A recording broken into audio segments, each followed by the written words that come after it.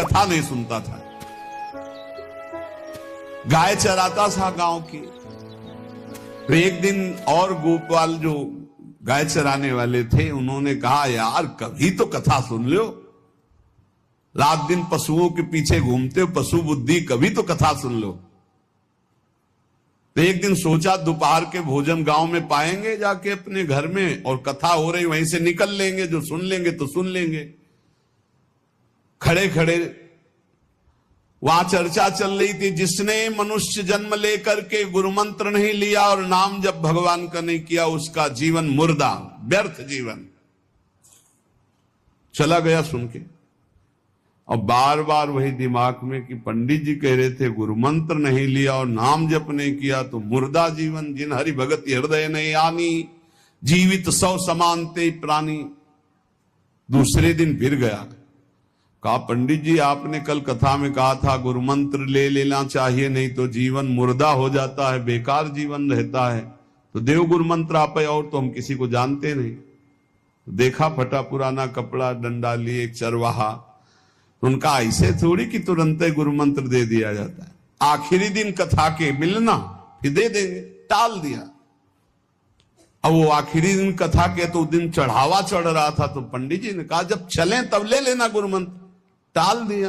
अब वो जब आखिरी दिन के बाद हो, तो उस समय घोड़े पे बैठ सब सामान लाद के पंडित जी चलते थे, वो तो सब सामान लाद के चलने लगे हो। तो पीछे पंडित जी आप जो कह रहे थे कि गुरु मंत्र देंगे, आप गुरु मंत्र दे दीजिए। पंडित जी रबड़ी पवाई गई थी, घोड़े से उतरे, घोड़ा एक भगत के यहां खड़ा किया और लोटा लिया और भागे, क्योंकि सोच लगी थी। अब वो भगत किसान आदमी, गांव का गंवार आदमी पीछे लगे, पंडित जी अरे गुरु मंत्र दे दो, कितने दिन से टहला रहे हो आप। अरे उनका प्यार मतलब सोच का पैसा, तू गुरु मंत्र की बात कर। अब वो पीछे लगा कि अब हम नहीं जाने वाले, आपने सब सामान लाद ली थी, भगवान की कृपा कहो कि आपको सोच लगी आई, नहीं तो आप हमको तो गुरु मंत्र ही नहीं देते, हम आपको नाम पर विश्वास की बात। पंडित जी तो दत्त गपोचन, जय गुरुदेव की जय गुरु। वो दबकाए है दत्त गपोचन, एकदम मूर्ख आदमी, तो सोच तो। वो प्रणाम कर लिया, जय गुरुदेव, दत्त गपोचन दत्त गपोचन। जपना न राधा न कृष्ण न राम न हरि। घर आया, बोले आज से गाय चराना बंद। बोले क्यों? बोले गुरु मंत्र मिल गया, अब हम भजन करेंगे, हमारा जीवन मुर्दा नहीं रहेगा, अब जीवन सार्थक रहेगा। और मेहनत करने वाला आदमी, गाय चराने वाला आदमी, अब शुरू हो गया बैठ के धत गपोचन धत गपोचन। अब इसमें न कोई भगवान नाम है, न कोई मंत्र है, न प्रणव है, न नमो नमः, कुछ नहीं। गांव के लोग, घर के लोग बोले कि यार 50 गाय चराता था, पता नहीं कौन सा हम लोगों का पाप उदय हुआ कि कह दिया कि कथा सुन लेना। अब वो गाय चराना भी छोड़ दिया, गपोचन शुरू हो गया। अब उसकी ऐसी लगन लगी, सहज सरल भोले जो होते हैं ना, लालजू महाराज बड़े बड़े मुनियों के ध्यान में नहीं आने वाले, बड़े विनोदी। रुक्मिणी जी से कहा तैयार हो, भगत के दर्शन करने चलना है।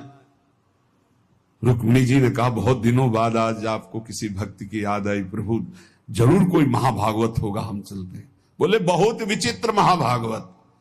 चले, साधारण वेश में चलना है। जब गांव में गए, उस भगवान तो सर्वज्ञ ही है, उसके घर के दरवाजे में बैठ गए और रुक्मिणी जी से कहा कि पहले तुम मिल के आओ भगत के, फिर हम मिलेंगे। रुक्मिणी जी ने कहा हाँ ये उत्तम बात है, पहले हम उनको दर्शन दे के और दर्शन करके आती है। तो आंख मूंदे से, न खाना न पीना, धत गपोचन। रुक्मिणी जी ने कहा ये कौन सा नाम भगवान का, न विष्णु शास्त्र नाम में है, न गोपाल शास्त्र नाम में है, और कहीं हमने पढ़ा नहीं, ये कौन सा भजन कर रहा है। कहे किसका भजन कर रहे हो?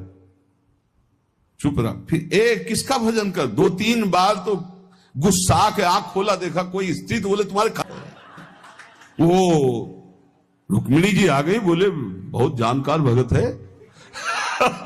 प्रभु द्वारिकाधीश से कहा, बहुत जानकार भगत है। बोले क्यों? बोले हमने कहा कि किसका भजन कर रहे हो, देखो हम इतना छुप के गई थी लेकिन वो पहचान गए, वो कह रहे तुम्हारे खसम का भजन कर रहे थे। अब भगवान ने कहा हाँ तभी तो हम आए भगत जोर का। बोले प्रभु आप दर्शन बाद में करना, जाके पहले हमारा प्रश्न बता दो, प्रश्न का उत्तर दे दो कि आपके विष्णु सहस्त्र नाम, गोपाल सहस्त्र नाम, बहुत से नाम हैं, ये नाम तो हमने कभी नहीं सुना। भगवान ने कहा ये नाम हमको तो बहुत प्यारा है। बोले आपको कब, मतलब ये कब कैसे नाम रखा गया? बोले बहुत प्यारा है, हमारा ब्रज का रखा हुआ नाम है, ब्रज में मैया ने रखा था। कैसे रखा था? बोले एक दिन मैं माखन चोरी कर रहा था, सखा के कांधे पर खड़ा हुआ, ऊपर माट में हाथ डालकर मक्खन पूरा ऐसे खाता जाता, सखा को पवाता जाता। इतने में मैया और गोपी जन आ गई। एक कन्हैया ये क्या कर रहा है? अब हमने देखा कि फंस गए।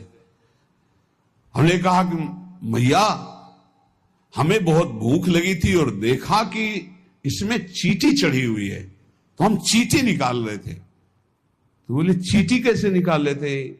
यहां पूरा हाथ सना हुआ है तुम्हारा चींटी। बोले अरे भैया तू बावरी, जब चींटी को ऐसे निकालने करते वो अंदर चली जाती तो खबो खबो के निकाला, इसलिए ऐसा इतना हाथ हो। बोले यहां मुंह में भी जब तुम्हारे मक्खन लगा, एक मक्खी बार बार उड़ रही थी तो हम ऐसे मारा तो पूरा मुंह में मक्खन लगा। भैया ने कहा धत गपोचर। बोले ये उस समय का नाम रखा हुआ है, मेरा बाल गोविंद में जब मैया ने रखा था मक्खन चोरी के समय उस। अब आप विचार करके देखो, भगवान का साक्षात्कार गुरु वचनों पर विश्वास होने पर साधारण शब्द बोला तो भगवान तो सर्वलोक महेश्वर सर्वज्ञ